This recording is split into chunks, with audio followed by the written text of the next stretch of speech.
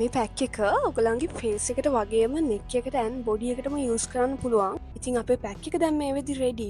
ඔයාලගේ මූණ ඉස්සනට තියාගන්න පුළුවන් විදිහේ පිම්පල්ස් තියෙන කෙනෙක් නම් ඒ පිම්පල්ස් මාර්ක්ස් නැත්නම් ස්කාර්ස් එහෙම වගේ මූණේ වැඩිපුර තියෙනවා නම් හාල් ටික විතරක් ඔයගලන්ගේ බ්ලෙන්ඩර් කප් එකට දාගන්න. නම් මේ විදිහට ඒකේ තියෙන ජෙල් ටික බ්ලෙන්ඩර් කප් එකටම ඔයගලන්ට එකතු කරගන්න පුළුවන්. තමන්ගේ ස්කින් කලර් එක ග්ලෝ කරගන්න පුළුවන් විදිහේ ෆේස් පැක් එකක්. අයින් මේකේ රිසල්ට්ස් ඔයගලන්ට බලා ගන්නත් පුළුවන් අනිවාර්යෙන්ම. ඔයගලන්ගේ මූණට විනාඩි ගාණක් ඇතුළත හරිම ඉක්මනට ඉන්ස්ටන්ට් ග්ලෝ එකක් ලබා ගන්න. ඔයාට තියෙන්නේ මොන ස්කින් ටයිප් එකක් වුණත් මේ ෆේස් පැක් එක යූස් කරාට පස්සේ මගේ කලර් එක නිකම්ම ග්ලෝ අප් වෙනවා. කෝමාරිකා ජෙල් එක දාගන්න.